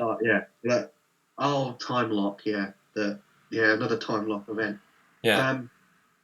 But I thought the Weeping Angels were more scary later on in the season than they were in that episode. It was a good introduction to a new villain, so to speak, but there just wasn't enough of a threat, I thought. Yeah, that's fair enough. They were so easily defeated. Yeah, it's quite funny you say that because a lot of Doctor Who fans think the opposite way around. Like they think the more you see the Weeping Angels, the less scary they get. Because like there's Weeping Angels in the snow with Clara and the Doctor, and they just make it like just not a throwaway gag, but like a really quick moment. And they say stuff like, the Weeping Angels aren't as scary anymore because we could just keep seeing them over and over again. Yeah, I would agree with that. I think even the cat agrees, don't you, Jackie boy? Yes, he agrees. You want to say hello? Okay. No. Yeah, he agrees. We saw too much of them, but I think I'm trying to remember the name of the episode. It's got River in it. Time of Angels and Flesh and Stone. That's the one. The one with the Byzantium. Yeah. The crab. Yeah. That's in my top 5 as well. Those two. That's when I think the angels were the most scary. Yeah, and the fact they stole people's voices and snapped their necks. Yeah, there was more to them. Yeah, and the reason behind the fact that they don't send them back in time is because they're still trying to gain power. Like they're weak, so all they can do is snap your neck. Yeah, all they can do is kill you. They were infant one. Yes, Jack. He agrees. Yeah, they were a lot more scary, but yeah, in Blink there was a lot of intrigue. I remember watching the episode for the first time, and I was like, wow, like stone creatures that you blink they move. All cool shit, and they got to do the episode, and it's just like, yeah, they're stuck forever. Yeah, they can't move; they're just statues now. But I think the fact that wasn't it at the end of the episode they sort of like showed screenshots of different stone statues and stuff? Yeah, because Moffat wants to try and make you feel like they're a real thing. Yeah, like they're out there, and Yeah. they're not in there, could be out there. But yeah, I wouldn't say number one. No. Well, what about you? Where would you put it? It's in my top five. Again, my top five changes like positions every single time I think about them. But I love the fact it's the first episode without the like because contractual reasons they had to have like less of the Doctor. So that's why they had Sally and the bloke, can't remember his name. And I think it proves that Doctor Who can work without the like either without the Doctor or not a lot of Doctor. Yeah, I that think was one thing Sally's I a really noticed. good actress, but unfortunately the stuff she's in, I don't find interesting at all, so I can't watch any more of her stuff. That's understandable, but no, the point you just raised there I actually think is really, really good because they did do an episode where he was barely in it. Yeah, it's oh crap, because after this they did Turn Left with Donna, and that had barely any Doctor Oh, because yeah, the he's whole dead. yeah, he died. He was it? How did he die against the Rachnos Yeah, in that because universe? in the normal timeline, the Donna says that's enough, and I reckon in this timeline because Donna wasn't there, the Doctor just like didn't stop and just let himself die because he was so grief stricken. He was like, I can't be asked anymore, and just died. Yeah, because he flooded the thing, didn't he? Yeah, and I reckon he And he just didn't didn't. try to Yeah, he escape didn't because he was just escape. fed Yeah. up with everything going wrong. Because he was straight off the bat of losing Rose, so he's probably so heartbroken. He's just like, oh fuck it, I'm gonna kill myself. Yeah, that was like the whole vengeful. Yeah, Yeah, the oncoming Storm Doctor that I always wanted more to see more of. yeah, Because all the races in the galaxy or the universe spoke with such fear and reverence for this, the yeah, destroyer of worlds, and it's like, well, what? You don't ever really see that. You see him get mad a bit, and they run. He raises his eyebrow, looks at them sternly. People back off. yeah, But you don't see this, multi-universal entity that apparently destroyed planets and whole races that they're afraid of. You never really see that. It's only mentioned, but you never really hear anything about it. I presume that was more to do with the Time War, maybe. I don't know. yeah. I reckon so. Like they're terrified of him because he was committed genocide. Well, two Yeah, genocides. No, is it no? Because isn't the Time War Daleks and loads of other races as well? it did I'm pretty involve sure a it few was. other Yeah. So races. basically, he's committed genocide. Well, before Day of the Doctor, he committed genocide on like multiple races, including his own. Yeah, I think I'm just trying to remember it now. Because they have done audio books on it too, where Oh, have what's they? his name? I forget the actor who played him, but he played the old master. Oh, really? What from Yeah, Utopia? yeah, they got him back Oh, to that's cool. play I liked play. him seeing like. I wish we saw more of the old master.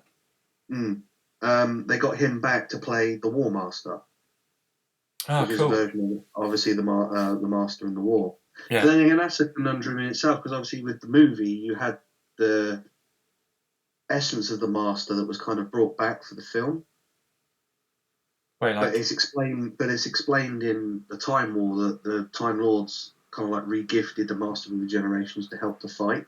are the movies canon or are they just The their own thing? movie is canon because we've got the Eighth Doctor, and I presume the storyline must be because we've got the audio books. Ah, okay, so it's not like they're trying to hide it. They're No, it's just a lot of just a lot of continuity. convolutedness. Yeah, there's a lot of continuity stuff, but um, the reason we get the War Master is because he. Oh, what was it he did? There's another president not Rassilon in the war, it's someone else. It's a female Time Lord. And Oh, well, something the black one happens. in. Sorry, I don't want to. Whatever. The one with Capaldi where she. Oh no! Wait, no, because that is Rassilon. Then she regenerates into the black Rassilon. Yeah, no, this is a different one. She was the Ah, okay. president before Rassilon in the war. and she was like president at the start of the war, and then Wrestle. I think she Okay. died or something happened, and then Wrestle on took over. Yeah. It's been a while since I've read up on the Time War. Or Yeah, it's a lot to talk about. yeah, that'd be like a whole separate, like whole video thing we'd have to do at a later date, just about the Time War and the War Doctor and the War Master and the. Yeah, I'd have to have so many websites loaded to just read about it because I don't know much about it at all. Yeah. There's a lot that goes on. Experimentation, obviously, the ultimate weapons that they come up with, like the Moment and a few other things locked in the vaults under the Citadel on Gallifrey and other things. And I'll shut up now. But yeah, there's a lot that goes on with it. So that's the list. If you want to do top fives and that, it's not a problem. Do you know your top five, and you have to like randomly think of them? Oh no, I know of three, so it'd only be randoms for the last two. Okay, so I'll do my top five. And right there, that's six. Well, oh no. Okay, I'll do the ones that weren't on the list. So. Well, we could do ones that are on the list, but I know a few of mine are on the list. Yeah, but I mean, like, because they're on the list, we won't have to talk about them that much. Oh no, that's true. We can kind of just skim over them. So I've got six accidentally, so I'm just going to do it. I've got Blink, 11th Hour, and then I've got Heaven Sent, which I don't know if you remember that, a Capaldi episode. Heaven Sent. He's the one. It's the one after Clara dies, and he's trapped in the confession dial. The one where he's like spends thousands of years trying to break down the wall. Millions of years breaking down the ice wall. Awesome. Yeah. I absolutely adore that episode. Like, for me, that is Doctor Who, 100%. Like, you see how clever he is with working things out, and then like the speech at the end where he says like, one day in I can't remember what it was, 1 day in 1,000 years or something like that. Like that speech. Oh, what is it? I'm gonna have to Google it because it's bloody amazing. I do remember it. I know what you're on about. Yeah. Heaven Sent speech, and like the way like the death that's following him around. Oh no, not death. I can't remember what they call it. It's like the Time Lord monster, like in his not nightmares, but in kids' stories and stuff. Yeah, I forget the name of it. You probably have to Google it. Can you hear the wind and rain? No, you are not as clear as you were, but you're fine. Because I'm outside now. Yeah, it's just a little bit cutting out occasionally, but it's not bad. It might be because of the Wi-Fi. Yeah, it could be that also. But no way have they not got a transcript of it. Come on. I think it's gone well so far, hasn't it? Managed to talk about quite a few different bits. It's gone well. Yeah, I'm happy to do that top 10 because as soon as I saw that top number 10, I was like, oh god, no. I just couldn't believe they put Blink at number 1. Yeah. Yeah, I don't. I might have to put Heaven Sent first, or maybe 11th Hour. I can't decide. Oh, I'm getting pop-up ads now. God damn it. Oh, how many seconds in eternity? That's it. I bloody love that speech. You there? Yeah, I'm just listening to you, dude. Okay, no. Because you said about your Wi-Fi, I was wondering if you just randomly dipped. No, I'm just listening to you. I tend to do that sometimes. If someone's talking, I'll tend to sort of stop and just listen to what you know. That's fair enough. Say. Well, we'll get used to that more. We speak to each other. You will do. So I don't mean to talk over you. Just sometimes I get too excited and then my mouth starts going before my brain thinks. Yeah. I don't know how people in podcasts can just like talk one after another because you don't know when they're going to finish, or they might say something as you're about. It's like Well, I know some podcasters are pretty much sat next to each other, so they've probably got hand signals and shit. Yeah, true. I didn't think about that. Yeah, so anyway, the seconds in eternity speech, I bloody love that. It's so Doctor Who. And how he's saying it over millions of years, and like he's doing the speech longer and longer because he's managing to get further and further in. Mm. And then Time of Angels, Flesh and Stone, Waters of Mars, got to be up there. Love Waters of Mars. Time Lord Victorious. That speech is Age of amazing. Steel is on there for me. What do you say? Age of Steel. Is that the part 1 or part 2 of the I David can't Tennant? remember the name of the part 1, but the reintroduction of the Cybermen. Oh yeah, so part 1 and 2 is up there for you. Yeah. Yeah. I thought it was a cool way of reintroducing them. I didn't realise they weren't human to begin. Like, obviously, 'cause, again, that's my first introduction to Doctor Who. I didn't realise the Cybermen weren't humans to begin with. Oh shit! Yeah, the whole fucking what was it? Mundus live on the planet Mondasian. Yeah, Mondasian Cybermen. Yeah. Yeah. The original Cybermen. Yeah. Yeah, that is a whole other bag of fish in itself. And I love that with the Russell Davies series. Like, it makes sense where they are. Like when you see him again, it's like the remnants of that. Then when you see him again, it's because when they fell through the vortex, they accidentally ended up back in time, and then that was the last time you saw them. But then for some reason, Stephen Moffat decided to put them in with the Pandorica, and it makes no sense whatsoever. Like timeline-wise. Then again, they did reappear at the whole. I'm trying to remember. When you went to Trenzalore Smith, they were on there and they were wooden. Oh yeah, yeah, that doesn't. They were wooden yeah. Cybermen because no technology on the planet. Yeah. Even though that makes no sense whatsoever. Cybermen do then? But even if they were wooden, you'd have to have technology inside. That doesn't make sense. Because otherwise, how could you move? You're wood. I know. I don't get that either. But it's just supposed to be like a funny moment, I think. I definitely think Utopia and that's on there. Yeah, I forgot when I wrote that up.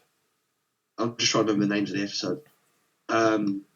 Utopia and then the other one. Wasn't it a 3-parter? Yeah, it's a 3-parter because the first episode's kind of like delving into Captain Jack, and then the second one is Master and the Doctor, and then the third one is Martha. Yeah, and then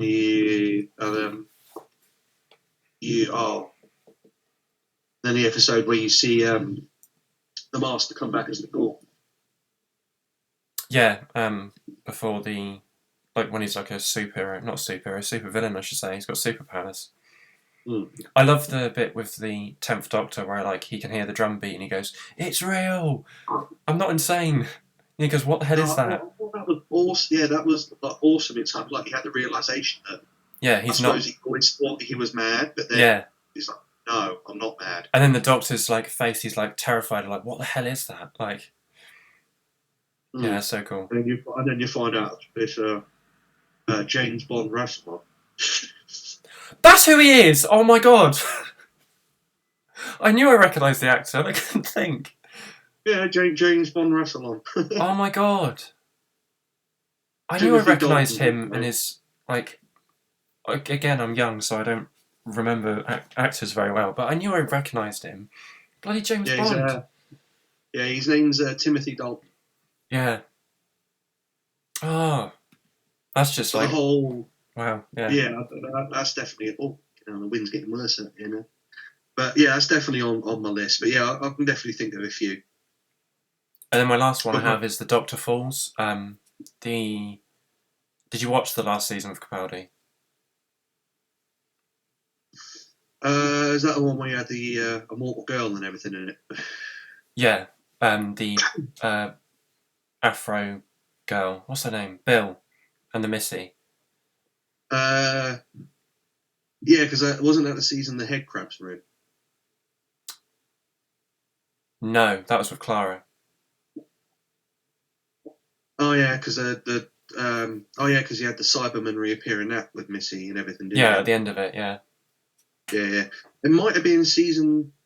I watched a few episodes of, but not all. Oh damn! If you haven't seen the finale for that series, it's called The Doctor Falls, and he's on a Mondasian spacecraft, and the Master returns with Missy. So there's the Master and Missy together, on top of Mondasian Cybermen and normal Cybermen. And they basically got to try and get to the top of the ship to escape because the TARDIS is at the top. And because the ship is so big, the further down you go, the more time passes. So it's really clever. I don't know. I don't know whether I want to spoil it because it's so good. I really like it. Well, I think I've seen some of it because didn't they have another companion with them or something, and she gets turned into one. Yeah, that's the Bill Potts. The companion gets killed, then turns into a Cyberman. Yeah, because doesn't she get up and goes, "Oh, what was it you told me to wait and you'd save me or something?" Yeah, and he goes, Bill Potts, and it's like, oh shit, no, you're a Cyberman. Yeah. Because they used the old Cyberman voices, the original Cybermen, didn't they? Oh, is that okay? Yeah, I didn't know that again. Yeah, I Yeah, knew no, that's what they originally. that's what. They That, look close to the originals because I think that's cool. People think it looks gimmicky, and I'm like, I love it. It looks so no, bad. yeah. That's what they originally looked and sounded like. I like it. It's not as cool as like Iron Man voice, like Iron Man robot, No, but yeah, the Iron Cyberman, yeah. yeah. And they leaned too heavy into that when they gave him like the blue arc reactor and stuff. I was like, oh my god, no, stop this. Mm. Yeah, the speech at the end of the Doctor Falls where he says like, I don't do what I do. What does he say? I'm gonna have to get it up again. It's just like I do what I do because it's right or something like that. Yeah, doesn't he say something like, "Oh, always be kind"? Yeah, never cowardly. Yeah, I know what you're on about. I do remember it. I I just don't like don't butchering think them it because they're was. so good. I think it was an episode that was more ruined for the fact of I think it was the regeneration at the end that took stuff away from the episode. I think Yeah, I was more focused on the fact that he was gone and now we're left with Sonic Dildo than we are with what Capaldi put yeah, into right. it. Oh yeah, it says here. Right. Winning is that what you think it's about? I'm not trying to win. I'm doing this because I want to beat someone, or because I hate someone, or because I want to blame someone. It's not because it's fun, and God knows it's not because it's easy. Um, it's not even because it works, because it hardly ever does. I do what I do because it's right, because it's decent, and above all, it's kind. Mm. Just that, it's kind. If I run away today, good people die. If I stand and fight, some of them might live. I love that. That speech. Oh, Capaldi's so good at speeches. I think that's why they gave so many to him. Well, he's probably said he ended up being more of the Doctor than anyone else apart from Tennant. Like I said, he ended up being the amalgamation of Tennant in the end. Yeah, I never thought about that, but I agree now that you said it. But it's always been in the back of my mind because I thought, you look at the way they both acted. Tennant was more, he knows what he's done, but he's still full of rage. Yeah, Smith was more, oh, trying this to is new forget it. again. Like, Everything's new. On the Doctor, but everything's a new experience again. I've not got to worry about the regret or anything like that.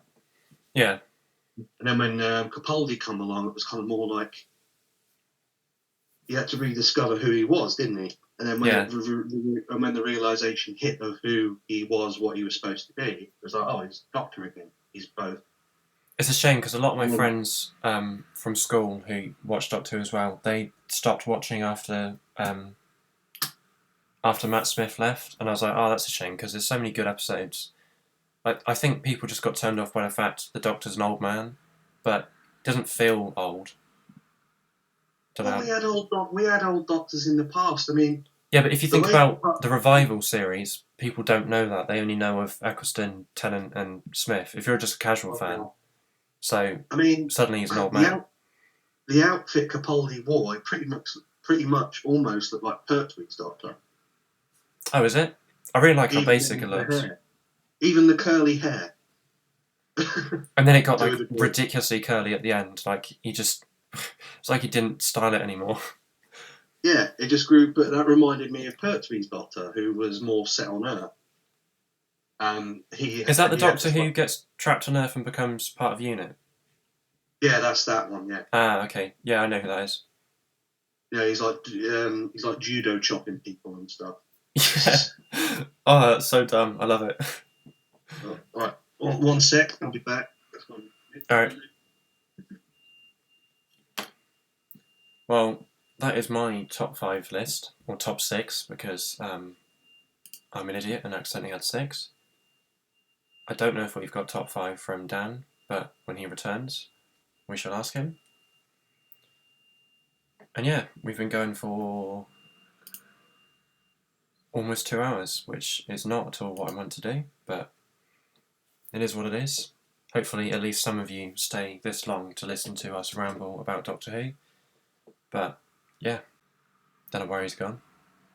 I don't really know how to fill empty voids like this. You'll have to learn. Yeah. Oh, Have you given your top same 5? with me. I can't remember how many you've given. You said Age of Steel and Utopia and whatever Age of Steel Part 1 is. Well, I'd say that the two-parter episodes I would consider more one episode. Oh yeah. That's what I mean. Like, Yeah. you've given 2. You said 11th Hour's in your top, and you said Blink's in your top, so that's 4. So what's your 5th one? I'm trying to remember the name of the episode. Because it's. I would say probably over Blink. I'd have was it the Fall of the Byzantium? Instead. Oh, what, the because, Flesh and Stone and crap, I forgot. You know what I'm on about, though.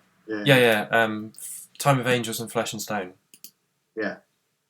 Only because the Weeping Angels were more. They So were you better. wouldn't have Blink in your top 5. You'd have them 2 in your top 5.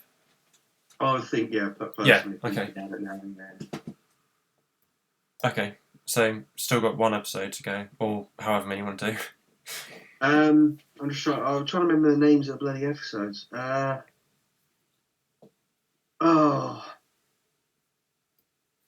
the name of the episode? A Good Man Goes to War? Was that it? Oh yeah, when he gets the team together to rescue the baby. I can't remember the baby's name. Yeah, because you've got, was it the gang? Melody, Clone that's it. and everything. Yeah, Yeah, I can't remember what the gang's called. With the Sontaran, Silurian and the lesbian girl. Yeah. Yeah. And it for me that showed that the angry Doctor was still there, the one you don't push. Yeah, but the thing is with that episode, because of Chibnall, he's made it really awkward, Melody and River being the same person, because I don't even know if I want to get into this, because if people haven't thought about this and they're watching this, they'll be like, oh god, no. So basically, because Chibnall has made her the Timeless Child, so she's made regenerations genetic and not something that happened through time, the Time Lords being near the vortex. Because they've made it genetic now, the only physical way River Song can be a Time Lord is that Amy and the Doctor slept together, which means that's his daughter, and then he marries his daughter. I get what you mean. Because before Chibnall, the whole explanation of Melody being a Time Lord is because she's spent too much time on the Amy spent too much time on the TARDIS in the vortex while pregnant, and that's why she's a Time Lord. But now they've made it genetic. The only physical way for her to be a Time Lord is that it's genetic, so it's passed genetically. She wasn't really a full Time Lord. She had kind of she could regenerate, but she was a human.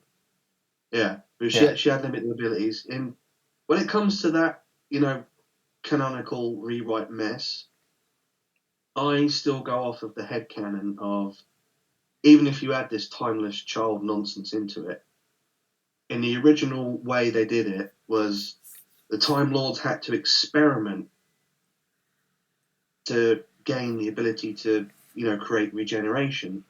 And in the old lore, you had, what was it? I think it was Zero or something, this weird entity that helped found like the Time Lord race. And I could be wrong. Okay, I couldn't get the names wrong. I always thought the Time Lords had the ability to regenerate because they were too close to the vortex.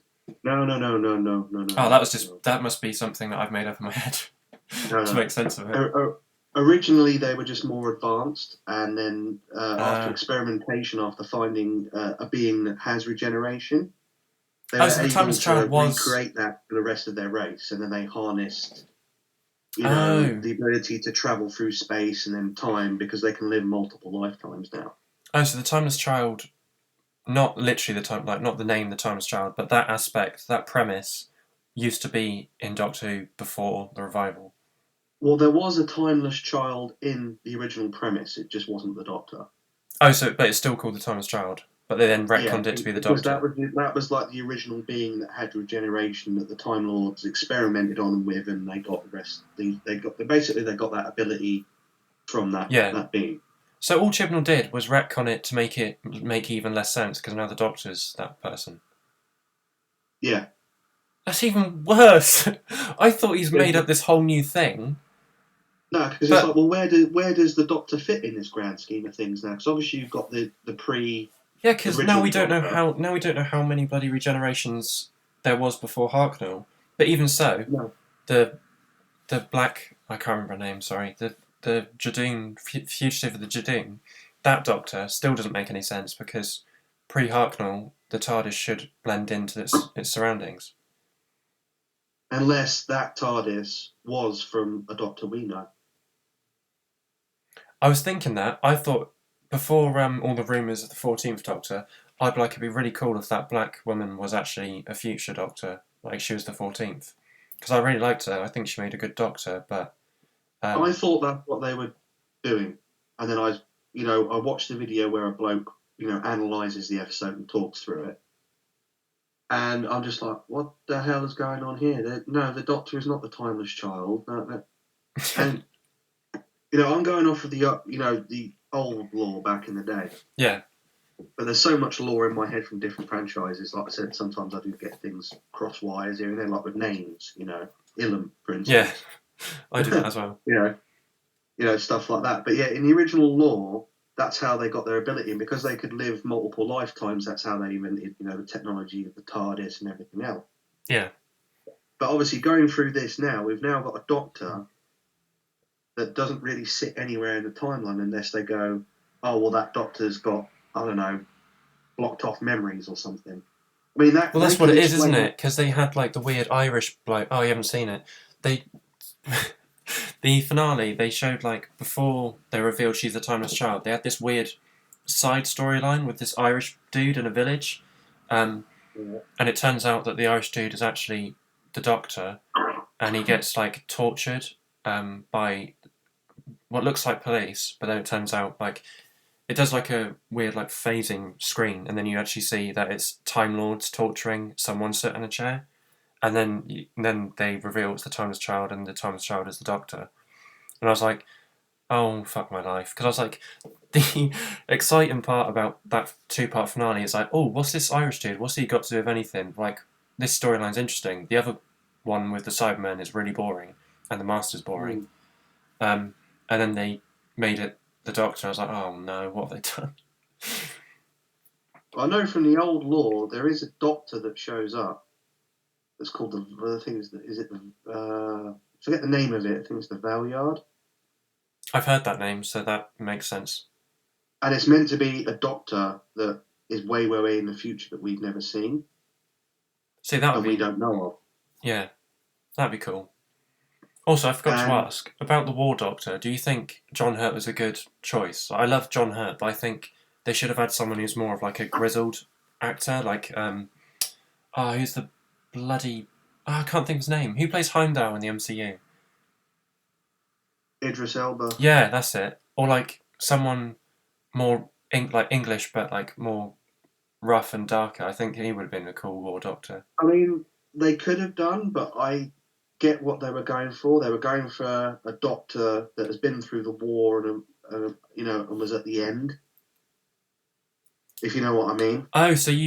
So is it supposed to be John Hurt was young, and now we're seeing him hundreds of years later at the end? If you watch the little BBC short, where when he transforms and looks in the mirror, you see they've de-aged him in the mirror digitally. I don't remember that, but you're probably right. Yeah. So when he transforms, he is meant to be young. So he's. I get it now. Yeah. By the time we see the War Doctor, so God knows how long the Time War's been going on for him to get that age. Now, we all know the Doctor lies. How old he actually is. That's rule number 1. Yeah, that's rule number 1. So he technically could be a lot older than we know he is, but because he lies, he could also lie to himself. Yeah. which we have seen where he, tries to forget about the Time War and other stuff. So even with the shitty writing and the whole timeless child nonsense, you could say that maybe he is aware. I reckon Russell T Davies is going to retcon it so it's someone else. Like, I think the Timeless Child reveal would have worked if it was the Master, because then he has a reason to destroy Gallifrey. Because he's like, what the fuck? You've tortured me for thousands of years. I'm going to destroy you all. I think it would have made a lot more sense. It could have been I forget the name because I'm going to have to Google it myself now. Even though I'm doing this on mobile, so bear with me. Yeah, hopefully you don't cut out randomly. Yeah, I hope I don't. But right, let me just open Chrome quick. Right. Who? And to be fair, with the Master, I like Sacha Dhawan's Master, but I don't think he'll come back, sadly. Although I hope they keep him because I like him. It's only coming up with Prisoner Zero. See, I might have got the name wrong. Doctor Who. Maybe it's spelled Zero like Z-I-R-O or something. Maybe. What are they supposed to be? What is it? Is it a Time Lord or?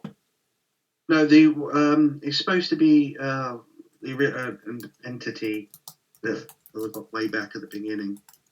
It was to do with the creation of the Time Lords.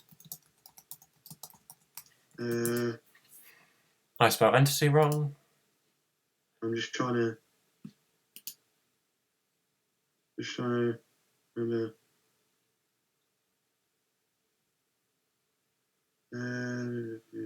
Well, that sounds wrong. It says here that the existence is two solar engineers, Omega and Rassilon, but that's not true. Oh, that's the name of the damn thing, Omega. There you go. Oh, it is Omega. Oh, so was Rassilon like one of the first Time Lords? I got the name wrong. I thought it was Zero, but I was still thinking of Omega. Okay. Yeah, the details of the Time Lord history is sketchy within the show. Yeah, contradicted. Yeah. They became masters of time travel when one of their number, the scientist Omega, created an energy source to power their experiments in time. In other words, creating the heart. Oh my god! So I just found some sick fan art of Omega. He looks awesome. In order to rework a nearby star into a new form of power. Unfortunately, the star flared, turned into a black hole. Omega was thought to be killed in an explosion, but unknown to anyone, survived in an antimatter universe. Interesting.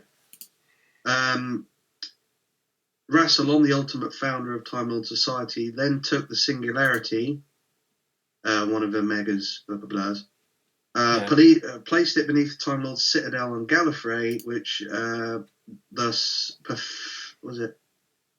This perfected the balance of the Eye of Harmony and then served as a power source for the civilization as well as the time machines. In other words, the time vortex.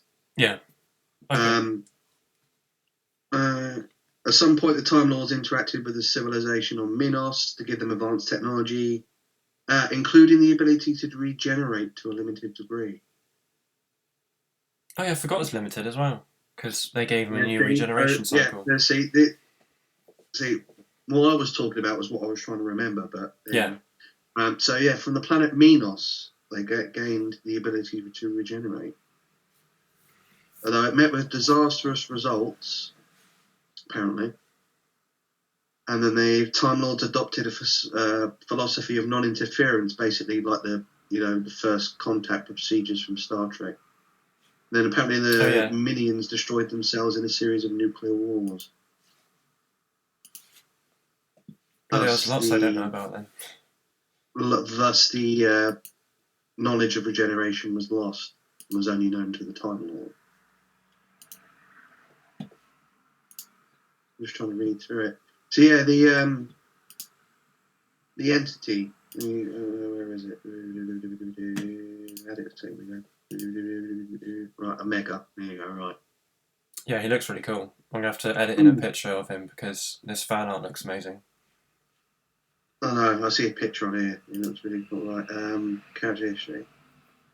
Yeah, Omega was a stellar engineer and a member of the High Council on Gallifrey who developed the Hand of Omega, a remote stellar manipulator which could be used to control the reactions within stars. Cool. Bloody hell. Basically, you could do that to create the first form of time travel.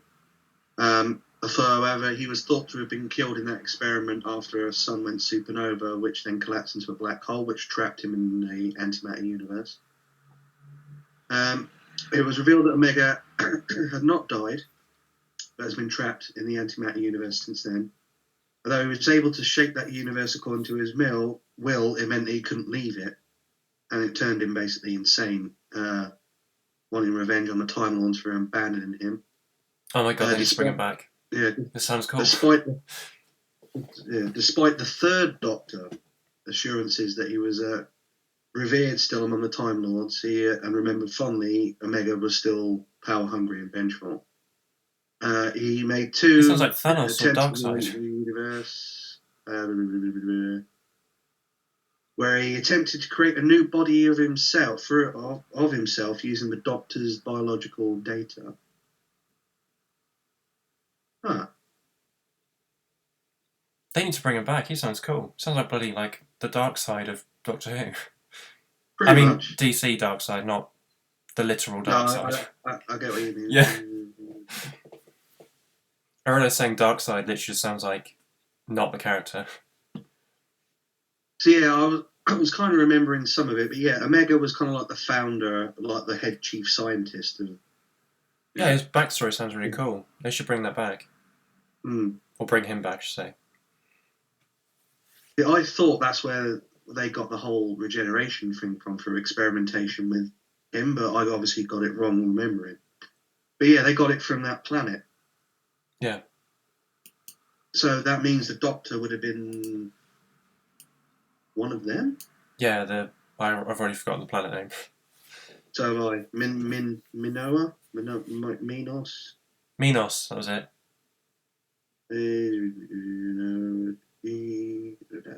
Yeah, I reckon they should have made the Master the Timeless Child, because it would have made way more sense.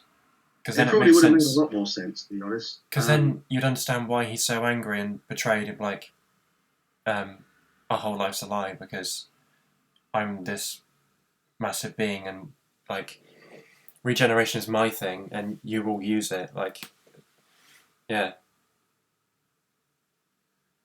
Yeah, I don't know. But it'll be interesting to see how they try and change it. Oh, have you seen the trailer for season whatever it is? The new season? No, because I can't. Like I said, I stopped watching after that. I shared it on my Instagram and watched it, and it's a 6-part series, so it's going to be all tied together. And it's called Doctor Who Flux, and it looks really not good. I just can't wait for it to be over. Like, loads of people in the comments, even though it was the official Doctor Who page, loads of people in the comments were going, "Oh my god, 6 more episodes, and then we can get Russell T Davies back." Oh, good, he's coming back. Huh? Oh, okay. Apparently, when we see Hartnell, in the production documents that are obviously not related to it, apparently his Doctor, the age is listed to be 650 years old. What, the very first time we see Hartnell? Yeah. Bloody hell. But by the time with that the logic, Doctor cited, that means by the War Doctor cited his age on screen in the serial The Tomb of the Cybermen in 1967, he kept a 500-year diary, so it was retconned. So even then, he had a diary of 500 years. That's mad, because that means, because he looks that old, that means the War Doctor's probably that old as well, when we see him in Day of the Doctor. So yeah, that is... Wow. I'm just looking at this. The third Doctor implied that he had a lifetime that covered several thousand years. Wait, the third Doctor? Yeah. Oh, so do you reckon with the Revival series they retconned it to be he's only 900? Possibly. Because probably get it. Yeah, I don't know. They probably did that to make it more relatable, maybe. But in the old lore, the Doctor is really, really fucking old. That just reminds me of like how old Gandalf and stuff is in the Lord of the Rings universe. It's bloody funny to think about that. I think that's what that idiot was trying to use the loophole. Yeah, and he just somehow cocked it up completely. Hmm. But he'll be gone soon, so who cares? And everyone will just ignore these I do episodes. apologise to any of the actual diehard Who fans that are listening to any of this, where I got everything wrong earlier. Yeah, just type in the comments, you've got it all wrong. It's this and this. But this isn't bad for someone who's not looked at the lore for years. Yeah, true, you got some stuff. Well, quite a lot of stuff, actually. Right. Yeah, just the names and places. But but I said I'm looking at it now. And they're filming the centenary, I can't remember how you pronounce it, episode of Doctor Who as well, which rumours is Jodie Whittaker and another Doctor, but we haven't seen what the other Doctor is. Well, we probably have. It's probably going to be what's her name from. No. I mean, it's supposed to be one of the previous ones, but we don't know which one. Like actor, which number. I know Tennant's expressed interest to come back. That'd be cool to see 10 and 13 bounce off each other, especially as they've worked in that show together. Something Church? Broadchurch. I was actually thinking that. I was thinking that's probably what will happen. I read it the other day, actually, said if they get a decent enough script, he'll come back. Yeah. So I don't think that'll happen while Chibnall's doing it. Yeah, you got a point there, actually. Yeah. I'd love Eccleston to return one day. Like, even if he's old, or looks old, I don't care. Like, I love Eccleston. News for you, he has done an audiobook as the Doctor. Has he? Yeah. What, recently? I can't remember the name of it, but I remember it coming up on my news feed saying he's done an audiobook. Oh, very nice. So, The Further Adventures of the Ninth, or something like that. The thing I love the most about the Ninth is, like, his regeneration wasn't, like, some big deal. It was just like, oh, he's going, like, and he's done, sort of thing. Because, like, now you know months in advance that they're leaving the show, because it's announced on the internet, and then you get the new casting of the new Doctor. So you know it's going to happen, so they have to do some extravagant thing. But with that one, it was just like a sudden thing. And he said they didn't want to return, so they had to make a regeneration. No, that's good. But I'm getting distracted now because I'm reading about his age. And it's all over the show. Ah, okay. So it's definitely loads of people trying to retcon it to be different ages. See, I don't think it's that. If I'm using my headcanon correctly, it's how long that version of the regeneration's been alive. Wait. Okay. I see. That kind of makes sense. If you get me. Oh, so like Eccleston is 900 years old. He's been that generation 900 years. But David Tennant wasn't 1,000 years, was he? Didn't he say? Oh wait, no, he says he's 906 in the Day of the Doctor. I've got it right in front of me. It says, in the end of time, he tells Wilfred that he's 906 years old. Yeah. And in Flesh and Stone, the 11th says that he's 907. Okay. Well, that makes sense, because that's 1 year apart, because they're the same series. Yeah, but then that would throw the whole how long each regeneration. Oh yeah, true. Yeah. But then later on in the series, the Doctor states that he was 1,000 years old. Yeah, but to be fair, like, with the companions of 11, they're not always with him. Like, he drops them off home quite a lot, so he could just be doing his own adventures for 50 years or something. Maybe. Then again, like I said, further down it goes in the special. The 11th says, I lose track, 1,200 and something, I think, unless I'm lying. I can't remember if I'm lying about my age. That's how I remember he says that. I like that, though. He's, like, so old, you just can't even remember what age he is. I do that at 22, for God's sake. Fucking hell. But in the following episode, Deep Breath, the 12th Doctor states that he's over 2,000 years old. What? What, Capaldi? No. Yeah. So the episode after... However, writer Stephen Moffat has said he's lying. How could he know unless he's marking it on a wall? He could be 8,000 years old. He could be a million. He has no clue. Yeah, I mean, to be fair, like, if you are that ancient, you are going to completely forget how many. But surely you'd get it to the right 1,000. Just like, oh, fuck it, I'm 200, 2,000, that's it. Like, bugger me. The girl who died, the doctor is shown to possess a diary of 2,000 years. what? Oh my god. So he's older than we think. He is older than we think he is. That's mad. But to be fair, like, if you think about it, if your lifespan is that long, you would end up, instead of like celebrating every year, you'd probably celebrate like every 1,000 years or every 100 years. So maybe he has just completely forgotten how old he is. There you go. Something about heaven sent for you. Stephen Moffat later said that he believes the Doctor remembers all 4.5 billion years he spent in the confession dial. Who says that? Moffat? Yeah. But that doesn't line up with the episode, because the whole episode he comes back and then doesn't remember why he's there, and he thinks he's only just been teleported after Clara. So he's chatting shit. Once he escapes, and once he leaves the confession dial, you think he remembers? Yeah. He's saying he thinks he remembers everything, all the billion years of dying and recreating himself in Heaven Sent. So the confession dial extracts the Doctor's memory for each iteration, feeding them back to him after he leaves as a means. Wait, actually, that makes sense. Doesn't he say to the Time Lords or to that kid, like, tell them... No, he says, tell them I'm coming, and I'm pretty sure, doesn't he say to one of the Time Lords, like, I remember what you did? As if, like, to say that he remembers his billions. In an interview with Moffat in an FSX magazine. What the hell is that?